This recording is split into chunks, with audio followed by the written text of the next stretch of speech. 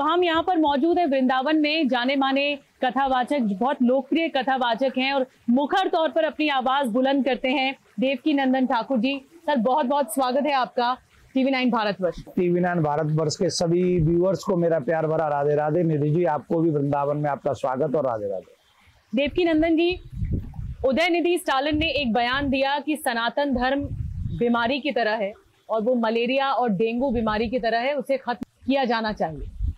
वो यही नहीं रुके, उसके बाद ए राजा भी अब सामने आ गए हैं। उन्होंने कहा कि सामाजिक जो बुराई होती है, ये तो बहुत नरम रुख अख्तियार किया उदयनिधि स्टालिन ने, ये तो दरअसल HIV और कुष्ठ रोग से इसकी तुलना करनी चाहिए। आप क्या कहें? HIV, कुष्ठ रोग, सनातन धर्म अगर ये है तो फिर इन लोगों को डाउट की नजर से देखना चाहिए, क्योंकि ये कभी इनके पूर्वज भी सनातनी रहे हैं। इन्होंने अब आके ये काम किया है। पर हाँ, हमारे यहाँ कहते हैं जाकी रही भावना जैसी, प्रभु मूरत देखी तिन तैसी। इनको HIV दिखती है, कुष्ठ रोग दिखती है, मलेरिया दिखते है सनातन, कोरोना दिखता है सनातन, बिकॉज इनकी मेंटलिटी HIV से पीड़ित है। ये वो लोग हैं जिन्होंने इस देश का धन लूटा है। ये वो लोग हैं जिनकी मानसिकता भ्रष्ट हो चुकी है, जो सनातन का सा भी नहीं जानते। मैंने चैलेंज दिया था कि अगर इनमें हिम्मत है ना, इन सब में, इनमें से एक भी आपके TV चैनल पे आ जाए, मैं डिबेट करने को तैयार हूं इनसे सनातन के ऊपर। जिसे ये HIV कह रहे हैं, जिसे ये कुष्ठ रोग कह रहे हैं, जिसे ये कोरोना कह रहे हैं, मैं इनको चैलेंज देता हूं कि अगर इनकी माँ ने दूध पिलाया तो मेरे साथ डिबेट करे सनातन पे, और उसके बाद डिसाइड करेंगे। अगर सनातन कुष्ठ रोग हुआ तो मैं ही छोड़ दूंगा, और अगर ना हो तो ये राजनीति छोड़े। मैं चैलेंज देता हूं, इनको छोड़नी चाहिए राजनीति।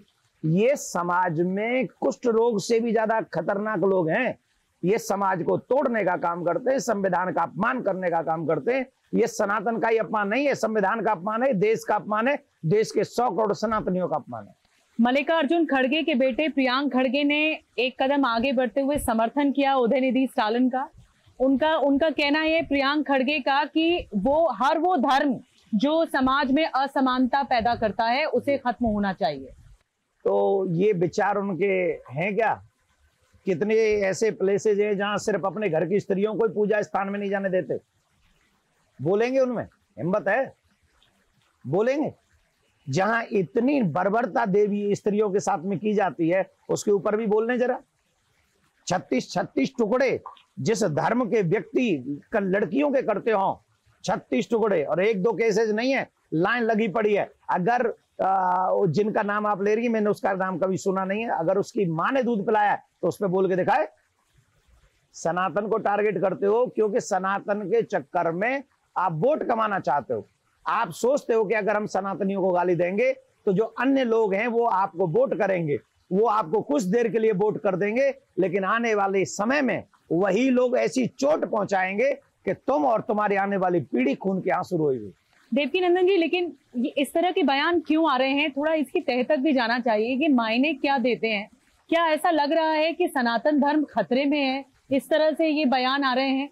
क्यों ये इस तरह से? आप तो इतना प्रखर तौर पर बोलते हैं सनातन धर्म के बारे में, तो सच्चाई क्या है? वो ट्रुथ सबके सामने आना चाहिए। क्या है सनातन? देखिए, पहली बात तो मैंने आपके TV चैनल पे कहा, वो सत्य का सा भी नहीं जानते। सा माने सत्य, ना माने नित्य नूतन। जो था, है और रहेगा, भूत भविष्य और वर्तमान तीनों कालों में वो कभी बाधित नहीं होता। रावण मिटा नहीं सका, कंस सनातन को मिटा नहीं सका, तो ये कौन से खेत की मूली है? ये तो कुछ भी नहीं है। इनको तो ये कोरोना का नाम ले रहे हैं, अगर इन्हीं में से किसी को कोरोना हो जाता तो सिल्ट लेते अब तक। ये जो कोरोना से सिल्ट जाए, मलेरिया से सिल्ट जाए, मच्छर खाने से ये मर जाएं, ये लोग सनातन को मिटाएंगे? वो रावण था, जो रावण क्या कहता था? हम काहू के मरही न मारे, बानर मनुज जात दोए बारे। बंदर को और मनुष्य को छोड़ दो, हमें देवता भी न मार सकें, ऐसे वरदानी। और एक का नाम बताता हूं, हिरण्यकश्यपु। हिरण्यकश्यप ने ब्रह्मा जी से वरदान मांगा, न दिन में मरू, न रात में मरू, न घर में मरू, न बाहर मरू, न धरती में मरू, न आकाश में मरू, न अस्त्र से मरू, न शस्त्र से मरू, न नर से मरू, न नारायण से मरू, 12 महीनों में से किसी महीने में न मरू। ऐसा वरदान हिरण्यकश्यप भगवान नरसिंह बनकर आए, अधिक मास उत्पन्न किया और उसको मध्याह्न काल के समय मार दिया। जानते हैं आप? ऐसे बरदानी मर गए, कौन थे? सनातन को मिटाने वाले लोग। तो ये कौन सी खेत की मूली है जो खुद ही मच्छर से मर जाए? सनातन माने जो तीनों कालों में है। अगर हम इसको पुराना कहेंगे तो पुराना अगर हमने कह दिया तो वो पुराना होगा तो बूढ़ा भी होगा, बूढ़ा होगा तो मरेगा भी। तो बूढ़ा नहीं है, ये सनातन नित्य नूतन है। नित्य नूतन माने यही ब्रह्म है जिसकी सत्ता से ये ब्रह्मांड चलता है। और वो ब्रह्मांड चलाने वाला क्या कहते हो तुम उसे? कोरोना है, मलेरिया है? अरे कुछ तो शर्म करो। जिसका खाते हो उसी की थाली में छेद करते हो। काल की डंडा जब पड़ेगा ना, काल का दिखेगा नहीं पर चोट गहरी पहुंचेगी। आपको तो चोट मिल भी चुकी है टी राजा जी, पूरा देश जानता है आपके पूरे हम भी जानते हैं, लेकिन हम किसी को पर्सनल कोई बात नहीं करते। इसलिए सनातन पे उंगली मत उठाइए। सनातन जो सबका भला चाहता है। देवकी नंदन जी, योगी आदित्यनाथ ने कहा कि सनातन को कोई मिटा नहीं सकता और जो सनातन को मिटाएगा, उनका बहुत महत्वपूर्ण बयान आया सनातन धर्म पर ही, जो लगातार विवादित बयान आ रहे हैं। एक तरह से शायद उन्होंने जवाब दिया। उनका कहना है कि कंस मिटा नहीं पाए, औरंगजेब मिटा नहीं पाए और न ही रावण मिटा सका। सनातन को दरअसल ये बदनाम करने की साजिश है। तो क्या आपको ऐसा लगता है ये बदनाम करने की साजिश रची जा रही है विपक्षी नेताओं की तरफ से? क्योंकि देखिए इसमें जमकर सियासत हो रही है और रविशंकर प्रसाद तो ये कह रहे हैं कि जहर उगलने की कोशिश कर रहे हैं। ये दरअसल पूरे इंडिया जो गठबंधन है, विपक्षी गठबंधन, उसी की राय ये है कि सनातन का अपमान करो। देखिए, मैं किसी पर्सनल नेता के ऊपर नहीं जाऊंगा, गठबंधन इत्यादि के ऊपर नहीं जाऊंगा।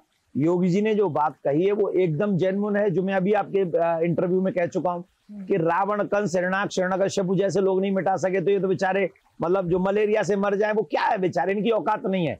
पर ये कर क्या रहे हैं? ये हमारे समाज में जहर घोल रहे हैं, मेरे और आपके बीच में लड़ाई कर रहे हैं, जिससे मैं और आप कभी साथ में न बैठ सके। अब जिनको ये अपना गॉड फादर मान रहे हैं इस टाइम,